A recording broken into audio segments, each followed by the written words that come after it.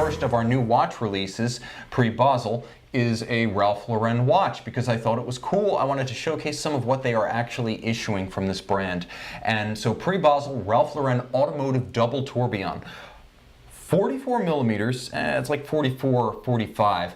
It's a big watch. It's bead blasted steel. It's a double tourbillon manual wind, 21,600 vibration beat rate. So you have two nice traditional beat tourbillon right on the front, just like Roger Dubuis, just like Corum. It's very appealing, beautifully finished, 3-day power reserve, double free sprung balances. This is a $99,000 watch that frankly is priced reasonably for what it is, but probably won't move off the block without a huge discount because it's Ralph Lauren.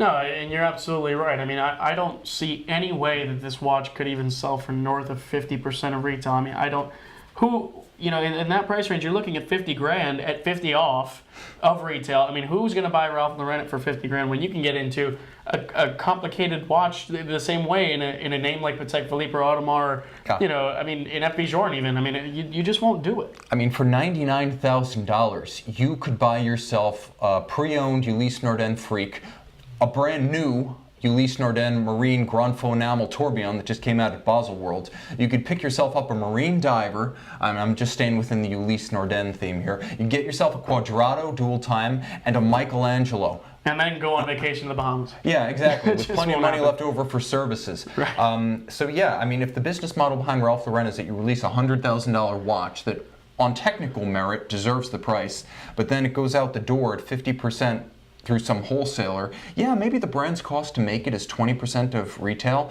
So if it sells wholesale for $40,000 and someone resells it for $50,000, you're making money, but the brand stays permanently depressed. People look at it as a closeout brand. Yeah, and I mean, you hate to use that word, but I mean, that's truly what it is. I mean, I wouldn't even go into a Macy's or a JCPenney and pay $200 for a Ralph Lauren watch. They just give to one of the kids or whatever it is. I mean, just no, you just don't do it. It's unfortunate. So, okay, Ralph Lauren Automotive Double Tourbillon. This is a watch to look for pre-owned if you love watches because it's a great watch. Unfortunately, it's also a watch from a genetically defective branding concept. So if you love the machinery and you're not afraid to show colors that may not be your own, consider this one 2 or 3 years down the line. Yeah, Ray B, I have a question for you. When I'm not on the broadcasts, I watch the broadcasts, of course, because as a watch fanatic myself, I do this for a living. You can't do it without loving it. What is your obsession with the Pikachu watch? I mean, it's like every broadcast you say the same thing. I love it, man. It's hilarious, but I want to know. Tell me. Anyway, all right, let's keep going. So question coming from Ripper X. He's asking, really curious about the new PAM 682 Submersible. We covered this on our first post-SIHH broadcast. This is the new Luminor 1950 Submersible in a 42 millimeter case size. Automatic 3-day power reserve. It has the new 9010 with the full balance bridge. Very rugged, but what I like about it is that it's a smaller Panerai, not a decontented Panerai. It's got the in-house 3-day movement. It's got the quick release lug system, not the spring bars that are unfortunately winding their way through the Panerai catalog right now. It has the higher end strap release system, comes with an accessory strap, looks the business in 42 millimeters. Realistically, I've said it feels like a super case Submariner, which is a 40 in name only. And so it's a good size equivalent to a Rolex dive watch. And it's actually smaller than a Deep Sea by far. Yeah, I'm a huge fan of this watch. I mean, I've always liked Panerai, but the problem is that, look at that wrist. I can't wear them. I wear a 38 to 40 millimeter watch every day. Now, there are some 40 millimeter Panerais that I like, but unfortunately that's not the norm. They don't resell as well. They're still popular, but you have to find the right guy. This 42 is a perfect middleman. It's got a great case size, like Tim said. It really wears bulky, but not in a bad way. Lug to lug is fantastic. It feels great on the wrist. I'm loving what Panerai is doing right now.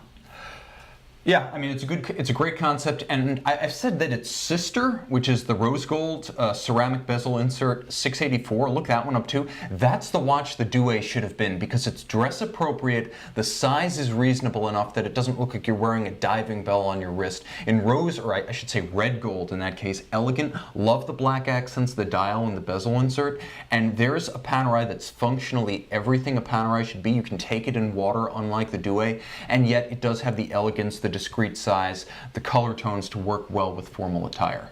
Yeah, totally agreed. And I just want to address one comment. It looks like they were noticing that I'm not wearing a watch tonight. Guys, I'm sorry. One of my favorite watches that I love to wear every day is out for service. So believe me, I feel naked as well. So I can't wait for it to get back. I'll do a risk check for both of us, guys. Jumping onto my macro camera, you can see my Amvox 2 vertical trigger chronograph. This is from the original Amvox 2 family that came out in 2006. All told, through the DBS, the transponders, the Amvox 2s, the Amvox Racings, they built just under 4,000 of the original Amvox 2, and to give the line a send-off, 2014 they came out with the Amvox 7, and that was in a lot of ways a sort of greatest hits role for JLC. It had the Amvox vertical trigger reprised, but it also had the quick release lug system from the Master Compressor Extremes, and it had the radial power reserve from the Extreme Lab 2. So if you like the watch I'm wearing, you can look for the original Amvox 2, but also look for the Amvox 7 for the same look with a little bit more content.